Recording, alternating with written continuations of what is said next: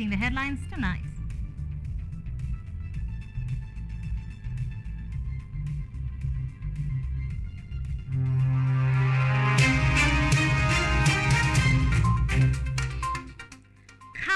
CHEPKOECH to KAA.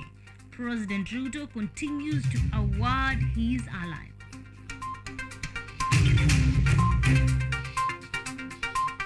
We won't be intimidated. Raila maintains his position while holding a mass action rally in Kiambu. Kenyatta University Law School clinches victory as the 11th edition of the moot court competition concludes. And in the world of sports, Harambee Stars to take on Iran in the friendly matches scheduled for 28th March.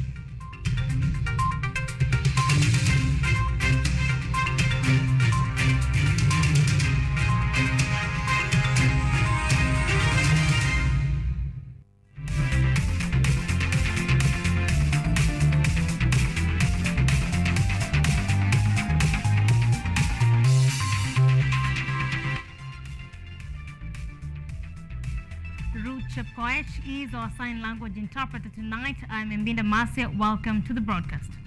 Now, President William Ruto, through a Gazette notice dated 15th of March this year, has appointed former Soi constituency Member of Parliament CHEPKOECH to head Kenya Airport Authority as the chair of the board.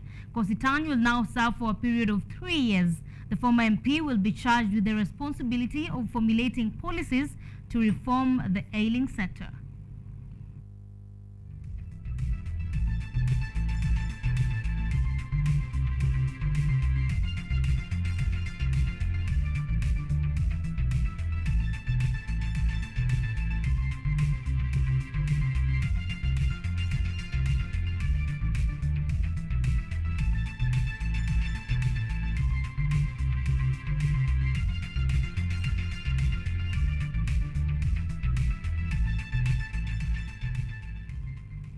Now, Deputy President Rigathi Gachagua has defended President William Ruto's expansion of Chief Administrative Secretaries list.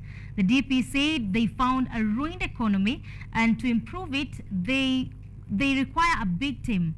That is reason to have nominated 50 CAS.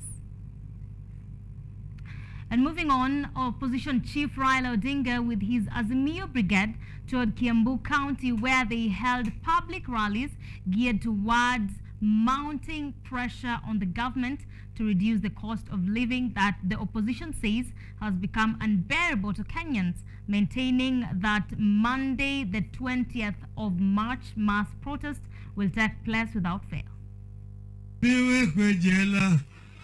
Rudi nyuma uniwekwe jela. Hata Ruto aseme, hata Ruto aseme, hata Ruto aseme, sisa tutarudi nyuma. Hata Ruto apinge, hata Ruto apinge, hata Ruto apinge, sisa tutarudi nyuma. Azimio! Azimio! As Monday 20th opposition planned protest beacons, the Azimio leadership took their anti-government mobilization campaigns to Kiambu County, led by former Prime Minister Raila Odinga, who was in the company of other Azimio principals Kalonzo Musyoka, Martha Karua, Eugene Wamalwa, George Mushiri Wajakoya, and Jeremiah Kioni among other leaders. While addressing his supporters, the ODM boss implored his lieutenants to come out in large numbers to participate in the mass action scheduled to take place in Nairobi on Monday, 20th of March this year, adding that they will not relent in pushing the Kenya Kwanza government to act on their demands. Mimi, mzalendo wa Kenya, na hapa ya kwamba Jumatatu tarehe 20 ndajiunga na Wakenya wengine kudemand haki yetu ili bei ya bidhaa irudi chini. Tuko hapa kuwasihi ya kwamba tuungane zote. Jumatatu ni siku yako kama umepinyiliwa. Tukitokelezea kwa njia ya amani, kutokelezea hata bila kunena, ni kuambia hawa wamekalia pesa yetu ya kwamba tumekataa kufinyiliwa tena. Sisi watu wa Mount Kenya na hata Kiambu, zile chinda ambazo ziko kule Kisumu ndizo ziko hapa, na ndio tunaungana na wewe baba kusema ya kwamba hii tarehe 20 tuko pamoja na wewe na tutakuwa na wewe. Hakuna kama baya ni baya, kama baya ni baya. The opposition insists that they will not be cowed in fighting for their rights of Kenyans who they say are burdened by the high prices of commodities due to what they say is corruption and bad leadership from the government. Watu wa Kiambu wako na njaa, na Kiambu ndio iko na mazao mengi sana katika taifa, si ndio? Watu wa Kiambu wanakufa njaa, na kuna wao wanaongeza ugali kwenda juu na mina. At the same time, the leaders have warned the police against abuse of power to forcefully deny Kenyans the right to demonstrate as enshrined in the Kenyan constitution, especially after their meeting was briefly disrupted by a tear gas canister that was thrown amidst speeches.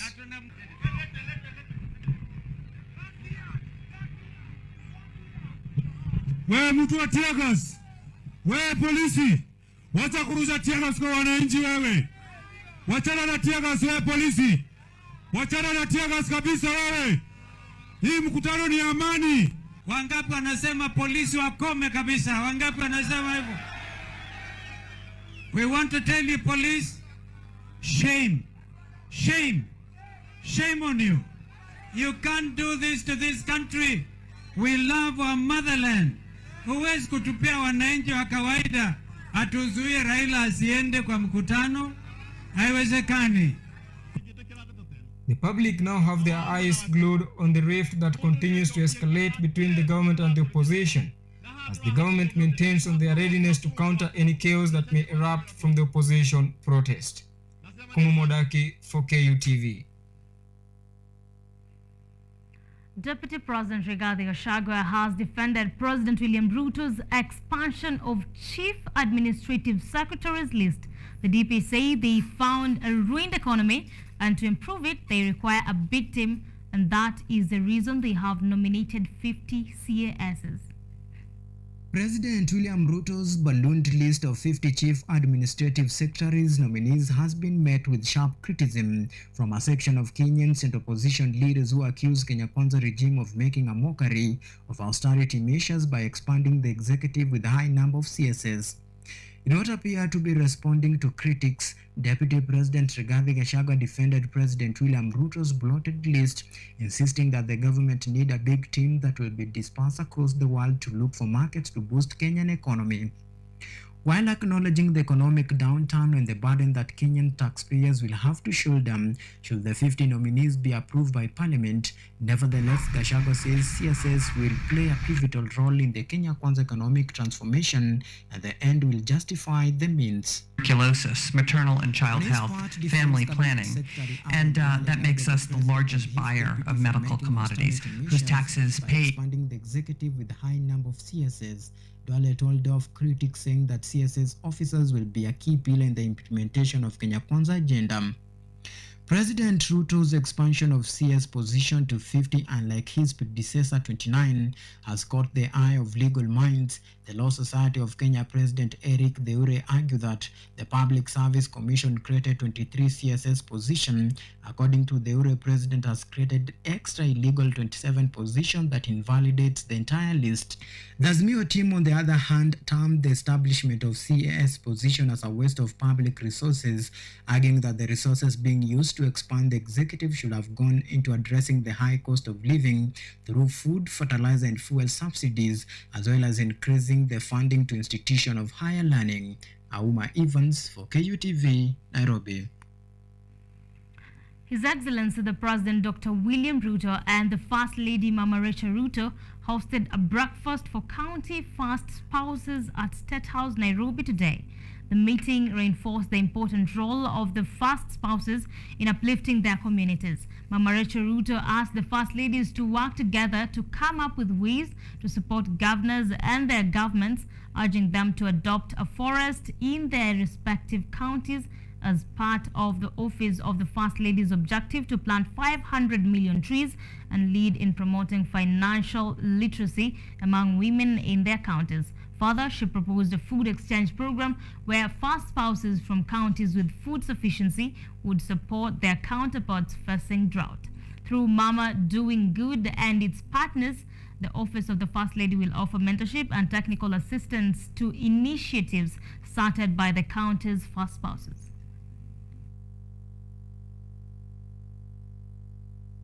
As spouses, I think you have a responsibility, a huge one, to support the people who have been elected.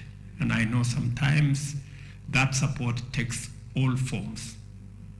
You pray for them, you support them in many ways. As the first spouses, let's trust God to be able to do something in the counties that God has given us at such a time as this, to be able to change the life of somebody.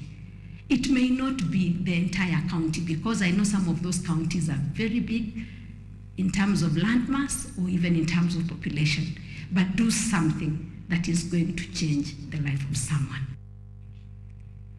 Amika Sacco in Murang'a has exuded confidence that the newly formed Ministry of Cooperatives will help in proper management and operation of SACCOs in the country. The SACCO's CEO Mbui Jams, who spoke during the annual general meeting, hopes that the ministry will engage cooperative societies to channel funds meant to improve livelihoods of small earners and entrepreneurs, especially those in the rural areas.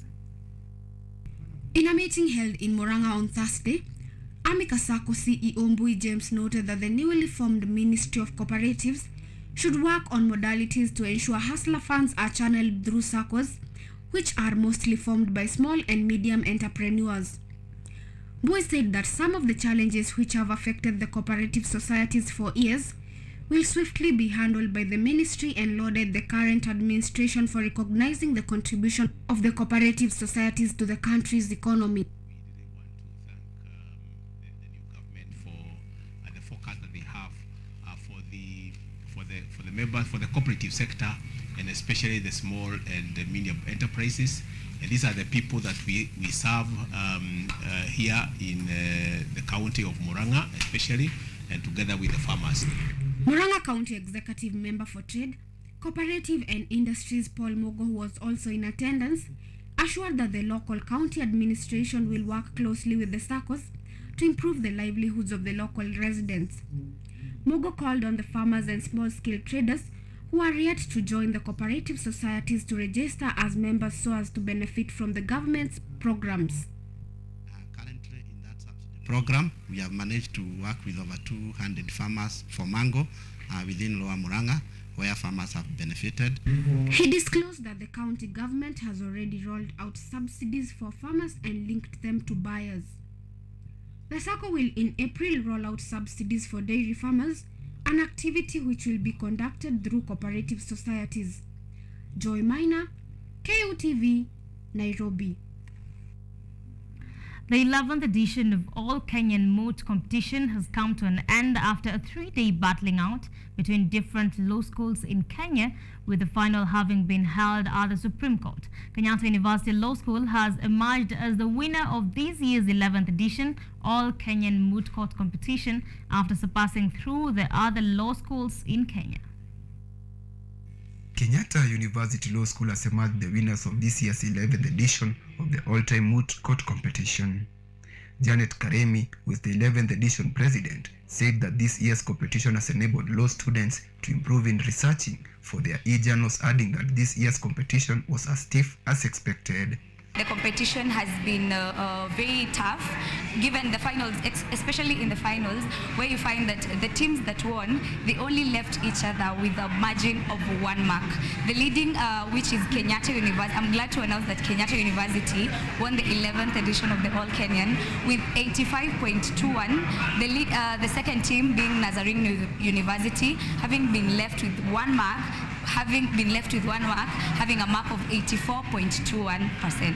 Former Dean in the School of Law, Dr. Faith Kabata, who currently lectures at Kenyatta University Law School, stated that this year's moot court competition was different in terms of the theme used, and she hopes that it will help the law students to acquire knowledge on government financial cash disbursement and spendings due to research that they did for their presentation. In terms of the overall competition, again, as Kenyatta University AKMCC Steering Committee, we are proud that we've introduced 2 new elements to the competition. We have the e-journal, so that the best papers from the research category will be published, and also the final rounds were held in the Supreme Court. That profiles our competition, the All Kenyan Moot Court competition, and distinguishes it from other, moot competitions that are held in other law schools. So we are very proud of that. Kenyatta University Law School students who emerged triumphant could not hide their joy, highlighting that they have learned a lot from the competition, particularly due to being given a chance to do their presentation at the Supreme Court, which was a dream come true for some of them. Kenya Moot Court competition has really helped me. I was doing the research category. Like first, it's even what we are doing this semester as clinical seminar. We are supposed to write a paper equally to the paper we have written. So the format of writing this paper has made it easier for me to write any other paper. Me and my teammates are the persons who have won. I'm so happy, I'm so excited, and it's an honor to win because I've been taking part in this competition. On the other hand, the runners-up, which was African Nazarene Law School, also weighed in on the matter, stating that they have achieved a lot in terms of presentation and research methods. I have been privileged to be part of the 11th edition of the All Kenya Moot Court competition this year. It has been an amazing experience, especially the Supreme Court. It's not every day, it's not a common thing for a second-year law student to present submissions in front of a very competent bench in the Supreme Court, and for that I am grateful. Kenyatta University, being the host, has emerged the winner. However, according to Janet Karemi, the organizing part was a hard nut to crack, but they managed to pull through. Edward Nyamu, KUTV. Kenyatta University today has marked her 13th Disability Awareness Day, which happens every year to celebrate the persons with disability in the school and across the country. The event was based on the theme Disability Innovation Technology, which focused on ways to come up with disability-friendly environments for disabled people.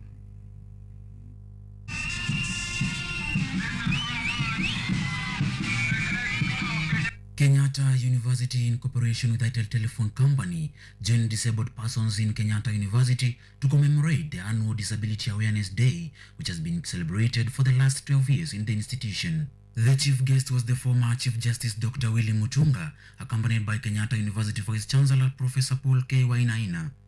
Professor Paul Wainaina said that people with disabilities are involved in every project in the university, reiterating the importance of partnership and cooperation with the disability associations to embrace equality among all groups of people. The need to put our heads together and come up with useful innovation for the needs of persons with disability cannot be overemphasized. We believe that by collaborating with others, we will be able to reduce inequalities and promote inclusivity. Former Chief Justice Dr. Willy Mutunga emphasized the need for Kenya to work with other nations in a move to come up with an enabling technological environment which favors the disabled persons across the country. Where partnerships exist between African innovators and actors located in the West, the resulting technology innovations must work for Africa's persons with disabilities. In this case, one must laud the efforts of groups like Innovate Now, Kilimanjaro Blind Trust Africa, two Nairobi-based organizations that are dedicated to nurturing social entrepreneurs. Bernard Shira, one of the disability activists in the country, praised Kenyatta University for having participated in an association that has been known worldwide for being among the 11 recognized disability associations. He lauded the move the associations has in inventing wheelchairs that do not need a lot of energy to operate. To date, we have 45 innovations from 11 countries across the world.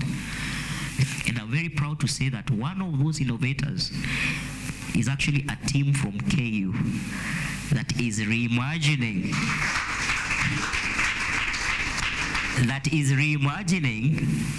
how wheelchairs users access wheelchairs today. Leader of students with special needs Susan J. here thanked the institution for having prioritized people with disabilities and installing disability-friendly structures in the school like elevators in classes. At the same time, she urged the community to accept people with disabilities and treat them equally so that they can feel valued and recognized. On this Disability Awareness Day, let us stand united in our efforts to create a more inclusive and innovative society where everyone is valued and respected for their uniqueness. Today has marked the 13th day of Disability Awareness Day in Kenyatta University under the theme, Innovating Disability Inclusive Technology, which focuses on creating employment opportunities for the people with disabilities across the country. Mutunga Joseph, KUTV. Thank you, Mutunga Joseph, for that report. Now we're taking our first short break right here at the KTV Primetime News. We'll be back with an interview with one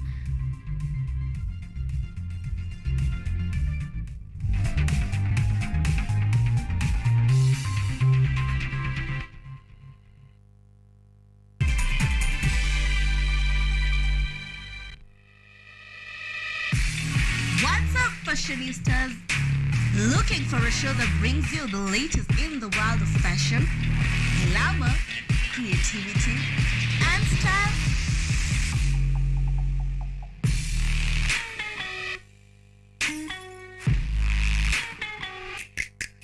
Fashion Diaries got you started as we explore street fashion, modeling, runways, red carpet events, and so much more. Catch me, Ashley Asachi, as we unlock the greatest fashion events. Keep it locked.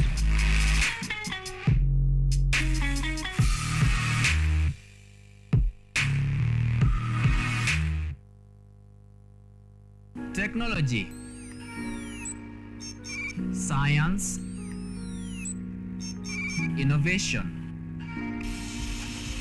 ICT and research. These are the ingredients upon which the solutions to the 21st century problems are founded. In a world that is rapidly changing, it's all hands on deck to ensure a balance in all fields of life.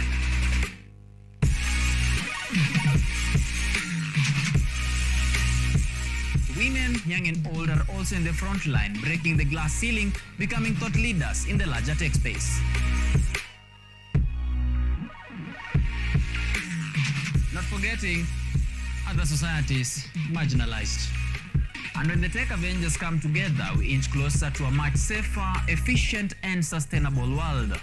What we view as a norm in today's advanced world was just an idea, and for nostalgic reasons, we trace back to the iconic days to bring you the retro tech. On Tech Innovation Show, we encapsulate all the pillars of the fourth industrial revolution, decoded in a language, all for one, one for all. Every Monday at 8:30 as we push the mantra, keep learning something new each and every day. Only on KUTV, a new experience.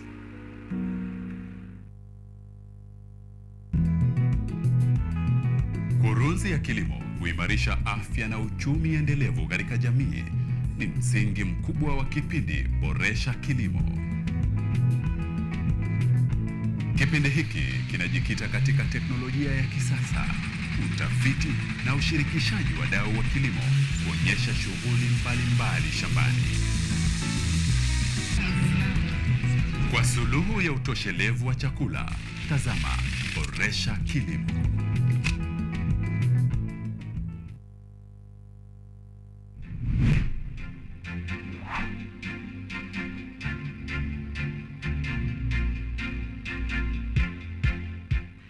We are all seeing the impacts of climate change. In Kenya, for example, the frequency of the floods is becoming more and worse. The amount of people and livestock we're losing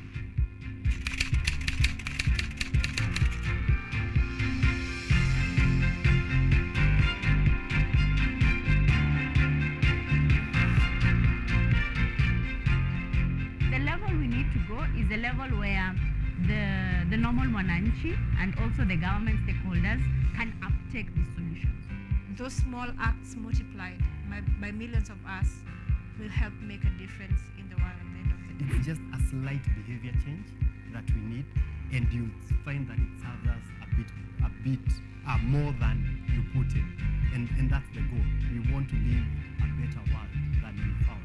Because at the rate we are going, it's dire. We will secure the planet for future generations.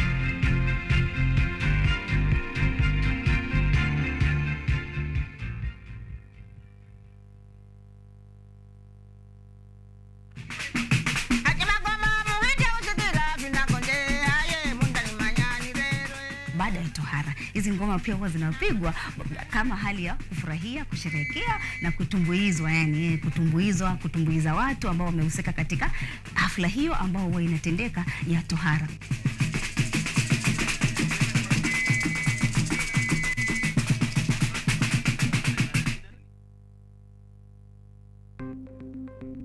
Maelfu na maelfu ya wahamiaji wakiwa na watoto kutoka nchi za Amerika ya Kati wanaendelea kuwasili kwenye mpaka kati ya Marekani na Mexico. But folks, I'm going. Thank you very, very much. I appreciate it. Thank you. Ni habari kutoka pembe zote duniani. Pipopa si vuguvugu. Pipopa ni idea. Sazidi ananyonya, hanyonyi vizuri, anakuwa hayuko comfortable. Jeshi la Jamhuri ya Kidemokrasia ya Kongo linapambana na waasi wa ADF. Kwa sasa wanatoa wito kwa mashirika, makampuni na vile vituo vya uchukuzi. Mambo mengi yatakwenda kama yalivyopangwa. Hapa ni kuna mmoja wa viongozi wa chama cha wavuvi katika eneo hili. Zaidi tunajaribu kuwapa chanjo ili ina boost ama inanyanyua kinga ya mwili, ndio inaenda kupelekea kupambana na virusi. Ni dunia ni leo, Jumatatu mpaka Ijumaa, moja kwa moja kutoka VOA Swahili, Washington DC.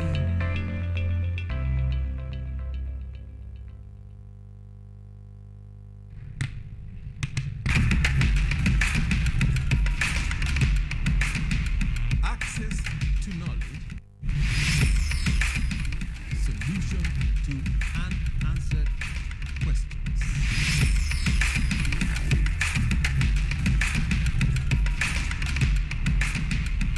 Guidelines to pursuing your rights and repossessing your property, intellectual or material. This and more, only on Law Matters.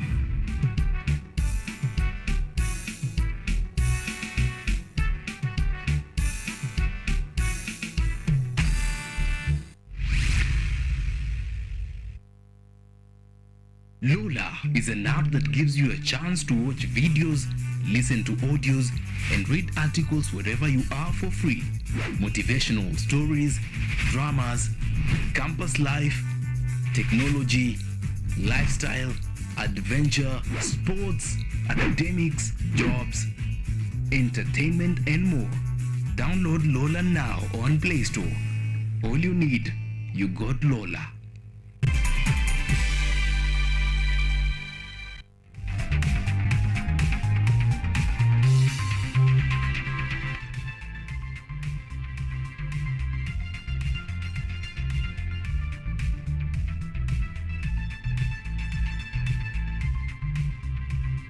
Thank you for staying with us. Welcome back. Now, for a long time, people living with disabilities have had challenges fitting into the world. It is now evident that technology can lower barriers that people with disabilities encounter in their daily lives, such as speaking, traveling, reading, and writing. It can allow them to participate and enjoy the benefits of the digital society with the same access to information as everyone else. This has paved way to the conversation about innovating disability-inclusive technology. Now, innovating disability-inclusive technology involves designing and developing technological solutions that can be accessed and used by people with disabilities. It involves identifying the barriers that exist in traditional technologies and finding ways to remove them. This is a critical conversation for people living with disabilities. And that's why tonight, disability inclusion expert Eugene Muchai joins me in studio to talk about innovating disability inclusive technology. Welcome, Eugene, to our studios. Thank you so much, Mercy. Very excited to be here today and to do this discussion with you. It's also a very pertinent conversation in Kenya right now. Right. And I want to laud KU for the wonderful commemoration that you've done today and for the many efforts that Kenyatta University has been doing to support persons with disabilities. Right. Let's get right into it. So what are some of the challenges that people living with disabilities encounter that have been addressed by technology? So I think let us start from the basics. Everyone is a candidate of disability. And traditionally, over time, we have, or the society has trained us to see disability as something that is weird, something that is out of the common. But I think with time, information and a lot of awareness has been put in terms of disability. And so today we know that anyone and everyone is a candidate of disability. Right. You could be walking today and the next minute you're not walking. So the need for assistive technologies for persons with disabilities comes in very handy. And in the wake of technology and the advent of digital development, artificial intelligence, technological science, data, then there's need for innovators to develop solutions for persons with disabilities. Right. Some of the solutions that we've seen as Kenyans, and I want to applaud one organization called Innovate Now for doing a wonderful job supporting innovators in assistive technology. And many other organizations are there in Kenya that are supporting persons with disabilities, Matters Innovation. We have an electric wheelchair in Kenya that helps persons with disabilities, made in Kenya for the Kenyan terrain, for Kenyan people. And so we also have a wearable white cane or a wearable visual aid that is also made in Kenya by Kenyans for Kenyans. All right. We also have hearing aids that have been developed elsewhere. Some are still in the process of being developed in Kenya to help persons with hearing impairment to access communication as any other person. And so there are a lot of developments that are happening. Those are just a few that I've mentioned, but there is a lot that is being done. And I'm also very happy with the kind of partnerships that are happening in the disability sector, where different innovators, different organizations are coming together and developing assistive technologies jointly or by supporting each other in order to promote innovation for inclusion. And that is a very important part of developments in the disability sector. Right, and now that we have already stated the question, what is the place of technology and innovation in providing solutions for the problems you just highlighted some, first by people living with disabilities? Access to information is a very critical part of learning for everyone. At a very tender age, a child or a student with a disability needs to access learning aids for them to be able to get education. Right. Because without education, then the future is almost deemed doomed for that child. Therefore, it is important for us to be able to support children or learners with disabilities or any form of impairment to access education. Therefore, technology, when used to further education or to disseminate education, helps our learners to catch up with learners without disabilities and complete studies so that they can join careers. Right. Let's look at the universities and colleges. If we have more assistive technologies for learners who have completed secondary education, and they can access technical skills by using technology aids or assistive technologies, then we are sure that we shall have engineers who have disabilities, we shall have technical persons with disabilities, and from my observation, if you provide assistive technologies to a person with disability and put them in the same class with persons without disabilities, you might expect better results from the persons with disabilities. Right. I saw in the previous KCSE and KCPE 2022, a lot of improvement has been observed amongst learners with disabilities in their performance. And so the only effort that is required there is aids to help them access information and communication. And that is also transposed to the career world. Right. We've seen many innovators also who have disabilities, and they're doing fantastic work out there in the industry. And that all is that can be owed to assistive technologies. assistive technology and the advent of technology that is inclusive and responsive to the needs of persons with disabilities. Right.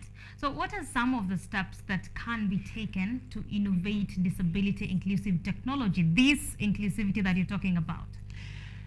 So we say that there is nothing for us without us.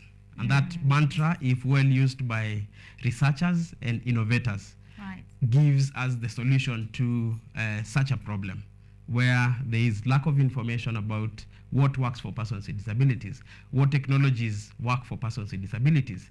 It is easy to import a technology, but it is very difficult for a technology that has not been tested, for example, in the Kenyan market, to work in the Kenyan market. So research is very important, and it is not just desktop research. Research together with information shared amongst persons with disabilities, do a one-on-one discussion. In the past, we've done something called live labs, where you test the technology that you have with persons with disabilities. Let them give you feedback. Let them use whatever innovation you have and give you suggestions on what could be done better. And then you also co-create the iterations that you're doing on that innovation. That provides the solutions to the technologies that we aim to see in the market. Right. You're talking about those are some of the technologies we aim to see. That means there's a place we are at right now. Now, talk about the place of the society in promoting inclusion for people living with disabilities. Earlier on, when I was starting, I said that the society has trained us to see disability as something totally different from commonness or the normal life. But that is not correct.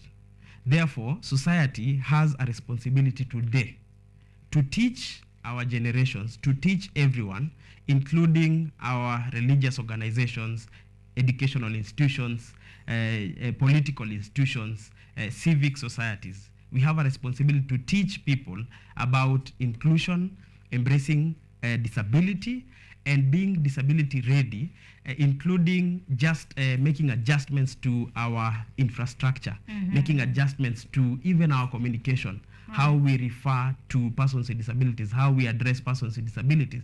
It is all about how the society is structured. So if politics does not play its part in supporting innovators in the assistive technology space, then we are missing something in terms of the direction that we should be taking. If families don't discuss disability and appreciate disability, then I will hate my brother or my sister because they have a disability. And so the more awareness we do, the more advocacy that is being done by organizations such as the National Council for Persons with Disabilities, the United Disabled Persons of Kenya, and many other organizations that are leading in advocacy in Kenya. Unless we do thorough and aggressive awareness and support for information on inclusion, disability embracing, inclusive infrastructure, and adjustments, accessible roads, accessible washrooms, accessible classrooms for students, then we shall still be lagging behind in terms of embracing and propelling disability inclusion in Kenya. But there is a lot that has been done. There is a lot that is going on. Many organizations are coming up. Many organizations are also growing in terms of advocacy and awareness matters disability, and that is something to celebrate. In some institutions, we've seen some TVETs. Some TVETs are also coming up with solutions for persons with disabilities. I've seen TVETs like the current Technical College for the Deaf having very wonderful programs for the deaf to take up technical courses and to get into the technical space and technology space and develop solutions. And that is one of the ways that the society will be curated towards accepting disability and promoting disability and inclusion in Kenya. Right. And Eugene, you're painting a picture of how the society has been and the technologies that are being developed to ensure inclusivity with people living with disabilities. But I would want to know, are we there yet in terms of disability inclusion as a country? Now, the journey of 1,000 miles starts with a single step. Many years ago, we didn't have laws and policies to promote disability inclusion. We have the Disabilities Act now that has been improved over time. I think there is one amendment that is happening, and a lot of changes have been happening in the past 5 years to include persons with disabilities, even in policy. We've seen affirmative action. Today, you will hear even in civic societies and political circles, people talking about disability as a core mandate of the government. And that is wonderful progress. The question is, how are we responding to the laws that we are creating to support persons with disabilities? Right. How fast are we embracing the laws and the support that we are purporting to say in terms of alleviating challenges that are faced by persons with disabilities? I have seen recently, I was in a conversation with the Kenya Business Disability Network, and the question is, how many organizations, how many businesses today have at least even 2% of their staff being persons with disabilities? Right. Some, I think there are about 2 or 3 which have at least attained 3%, but 3 out of the many corporates that exist in Kenya is still a very small percentage of the Kenyan corporate world. And so we are making progress, slow, steady, but I think there is more that needs to be done. Right. Yes. And that being said, what call, Eugene, would you want to extend to innovators, to citizens, to the government regarding innovating disability inclusive technology, even as you give your parting shot? Today, actually, since yesterday, there is a lot of buzz around the chief administrative secretaries that have been appointed or nominated. And people are asking, why are we very fast to appoint people and support people into political spaces? So what if we use the same energy that we're using to put people in political positions and leadership positions? How about if we use those resources and we use such energy to support programs in the disability sector? How about if we use tax reliefs for organizations that are promoting inclusion in their workplaces? How about if we invest more funds in supporting advocacy and awareness for persons with disabilities? Then that means that we shall have the same energy that we're putting in other areas also directed to inclusion. And you know, inclusion is where we say, when you create a solution for the person who is deemed to be the least in the society, the most vulnerable in the society, then you have created a solution for all. So why don't we prioritize disability? Why don't we prioritize inclusion in the workplace, in the religious places, in the political spaces? Right. Why don't we give it as much support so that now we can all move forward together, and we shall see very great results as a nation when we support inclusion and inclusive programs in Kenya. Right. So it begins with right where we are. Very true. And I think it is evident that technology can be made more inclusive and accessible to people living with disabilities to improve their quality of life and to increase their participation in society. That has been an interesting conversation, very comprehensive, with Eugene Mushai. Thank you so much for coming to our studios tonight. Right. Moving on. The government of Kenya will adopt a multifaceted approach to realize the dream of receiving an upward of 7 million tourists annually by 2028. Tourism Permanent Secretary John Olultua, while speaking in Kakamega, said that one of the strategies involves mapping of all the 47 counties when marketing them based on their unique selling points. Kenya received 1.4 million tourists in 2022, up from 870,000 in 2021. Kenya is embarking on an ambitious journey aimed at increasing the number of visitors touring the country sevenfold from 1.4 million reported last year to more than 7 million before 2030. Currently, we have about 1.4 million arrivals, with about amount of money that we are getting about 268 billion. But we are targeting to get more. Probably by end of 5 years, we should be at 7 to 10 million or even more. The permanent secretary in the State Department of Tourism, John Ololtua, revealed the plans when he attended the 3rd Kenya Cultural, Tourism and Food Festival in Kakamega, where he was flanked by the county's Deputy Governor Ayub Savula. The PS says that counties are a key pillar to their plan, adding that single counties will be mapped based on their tourist sites, including cultural heritage, and marketing them across Kenya's borders and beyond. We are mapping out all counties. In fact, we are already, our cabinet secretary is already talking with the Council of Governors, and we will specifically reach out to each and every governor in Kenya, so that if it is Migori, we want to know what are the most unique aspects about Migori that we can be able to market. So no county is going to be left out. In addition, indigenous knowledge and cultures will be documented to protect, preserve, and expose them to potential tourists.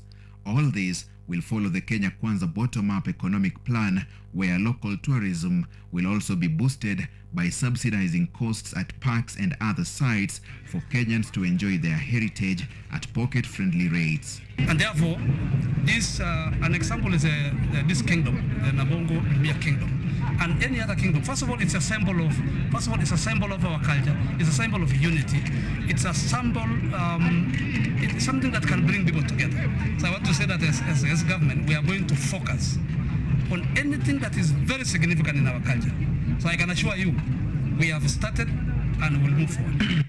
The success of this plan will impact positively on Kenya's gross domestic product. With the increase in revenue, more jobs, better infrastructure, and other development projects can be realized. Dennis Omondi reporting for KUTV.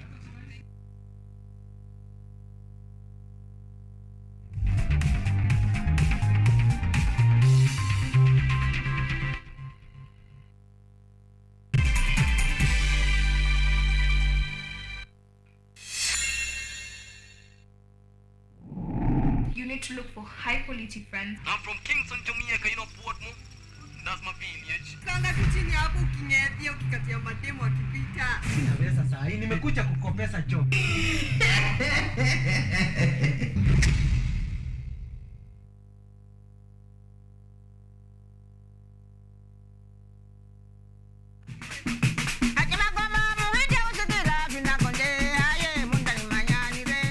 Baada ya tohara, hizi ngoma pia huwa zinapigwa kama hali ya kufurahia, kusherehekea na kutumbuizwa, yani kutumbuiza watu ambao wamehusika katika hafla hiyo ambao huwa inatendeka ya tohara.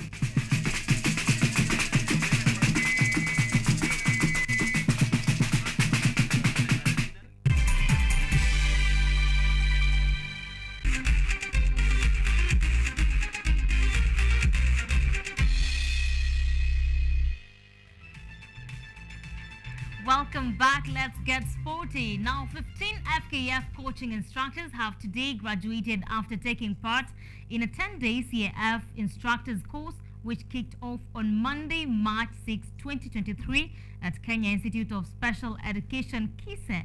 The course was being delivered by Ethiopian CAF instructor and FIFA technical expert Abraham Mebratu.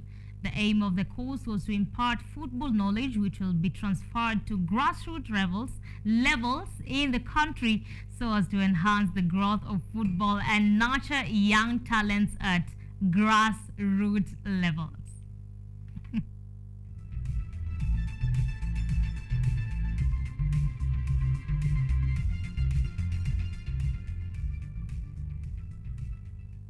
Record FKF Premier League champions Gor Mahia were today held to a goalless draw in a top of the table clash against the bankers KCB at the Moi International Sports Centre, Kasarani. This result leaves Kogalo at the top of the table with 42 points, followed by KCB with 37 points, as Tusker FC and Kenya Police round off the top four with 36 and 35 points respectively.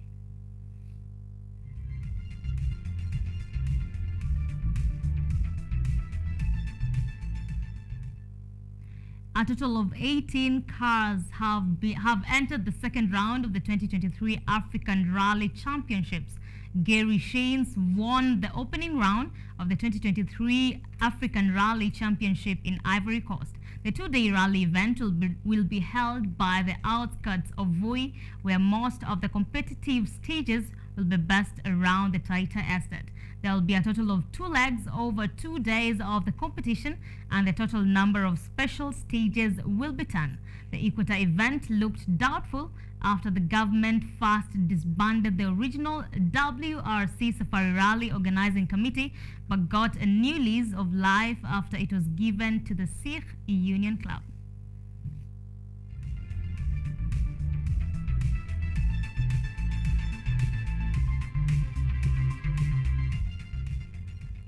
The Champions League quarterfinals draw was held today in Nyon, Switzerland, with some blockbuster matches on the card. Defending champions Real Madrid will face London giants Chelsea in the first quarterfinal match, while English Premier League champions Manchester City will go head-to-head against German champions Bayern Munich. In the other quarterfinal matches, runaway series leaders Napoli will play against fellow Italian side AC Milan, while Benfica will tackle Inter Milan. In the Europa League, Carabao champions Man United will tackle Sevilla, while Juventus will take on Portuguese side Sporting Lisbon.